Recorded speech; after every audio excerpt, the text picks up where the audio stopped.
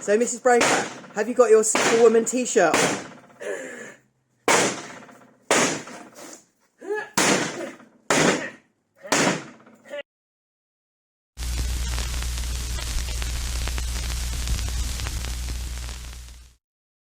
Hello and welcome to Podpadstudios. I'm Mrs. Breaker and this is Master... Oh no, you're not Master Maker, are you? You look like somebody I know. Welcome everybody, we've got James here from X-Robots. So we're going to have a little chat and then we'll do the rest of the show. So James, talk to us about your YouTube videos. I'm sure that everybody out there knows, but what's your favourite one and what's your most popular and why? Probably the same video, but I don't know which one it is. So normally I'd say that my favourite projects are either the ones I haven't started yet, because I'm not halfway through saying why did I do this, or the ones that did the best. Right. So recently it's probably the omnidirectional front wheel bike with an omni wheel on the front that balances sideways like a Segway. And then it's so cool. Driven by the back wheel as normal, which means you can spin round on the spot and ride off again. That did quite well. Or it's tomorrow's video that hasn't come out yet. We'll see how well that does. Hoo-hoo. Well, it'll be out by the time we see this, so we'll put a little link down below. Oh, right. Guys. That's the same omni wheel on the back of a drift cart, so you can control the drift with two little thumb things. And the thought of Mrs. Breaker doing that is pretty scary, guys. So I can't wait. It's a real shame we didn't bring it, but you're up here at Podpadstudios because there's some secret stuff going on that we'll tell you about a lot later on. But it may be to do with a big robot, or it may not. All right. What's new at the moment with X-Robots? So I've rented 1,000 square feet of workshop space a couple of months ago, so a lot of the recent projects have happened in there. I'll still be doing a lot of 3D printing though, with the fat nozzle. Yeah. Like the projects I'm working on now, which is for about 2 weeks' time. So keep tuned, guys, because there's going to be loads and loads of interesting stuff coming out. Stuff's getting bigger. Mostly all the things I did in the last year, but big enough to ride on. It's the basic Very strategy cool. now. Very, very cool. If you can't ride on it, why bother doing it? Huh? So basically big things with clever electronics in. We'll put a few links down below. We really love this maker, guys, so I'm going to leave you now with an update on the T1 and we'll speak to you soon. Bye.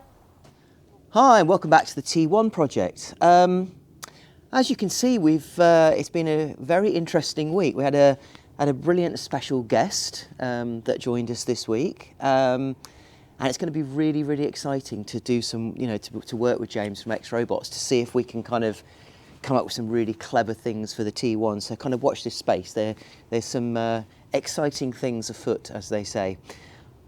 Right, okay, what have I been working on the T1? Well, I've had a few problems, which wouldn't surprise you, actually, because this whole thing has been a bit of a problem. Do you know what? I genuinely thought when I started building this that the tracks were going to be the biggest problem out of the whole thing.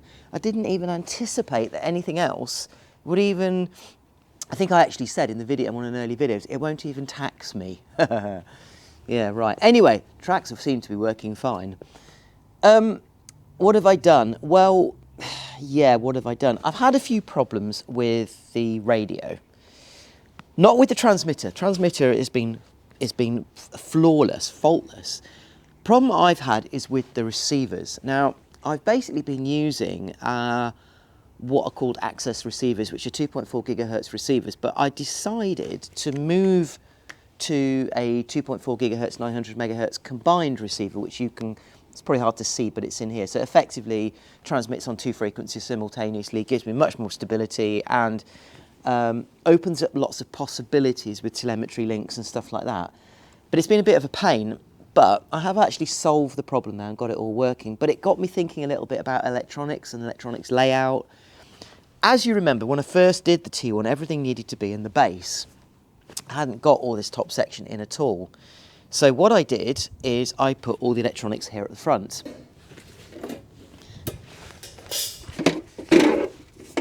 In an old consumer electronics box, which I just thought would be a really good idea because I could maybe make it waterproof, it was easy to access. But as you can see, it's now empty because all the electronics have moved from here to here. Now, what does this mean? Well, actually, it makes life much, much easier because I was struggling a little bit with signal path. Now, what this means is, for those of you that kind of are au fait with kind of radio control, the control wires that go to the radio need to feed the speed controllers, and they need to feed the servos which are in the head and the speed controllers which are in the top. Now the only way I can do that is I have to route these control wires over a fairly long distance, and I was struggling with issues with the signals dropping out. I've overcome this now, I've fixed that problem now, and it's been mainly fixed by moving the electronics to this area away from the base. Also, I've got a little bit of cushioning in this, a little bit of absorption from the track, so it's not going to kind of shake as much. But as you can see, it's also much easier all laid out because you can actually see what's going on. So obviously you can see here the speed controller this is the primary speed controller which controls the track system, and that is basically being fed with 24 volts. And we've got another 2 speed controllers here, left and right, which operate the lift, the lower lift, and the lower the rotation and the steering mechanism obviously on the back. Everything going through a fuse box. And you can see here I've even got a couple of circuit breakers in here directly off the motors, so if there's any issue with the motors, those circuit breakers will clip in. This all routes through, the main speed controller routes through a main cut-off fuse, a resettable fuse, and obviously through the main kill switch at the front, which has to be there. And obviously then as well, charging port, so it can all be charged. The beauty of this design is, of course, when the cover comes over here, it does actually make it much more waterproof, water resistant, should I say, rain resistant, should I say. But obviously it makes everything just much easier to get to. As you can see from the top section, we've got the umbilical, which will plug in now. That's been changed. We're now using lockable connectors. That's made a huge difference. And obviously all the sound system and everything is up at the top. So yeah, electronics wise, we're doing all right now. Everything seems far better than it was when it was kind of hidden down in here underneath this section.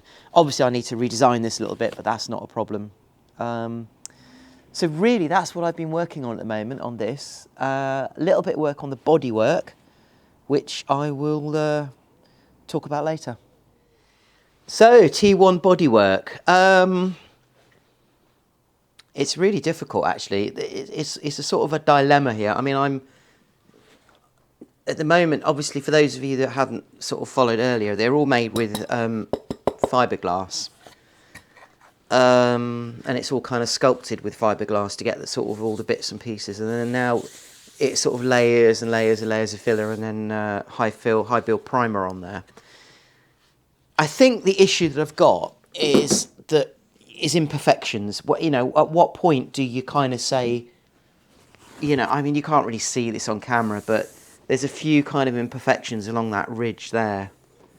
Now, do I rub it down again and get it perfect? Because bear in mind, this is just primer.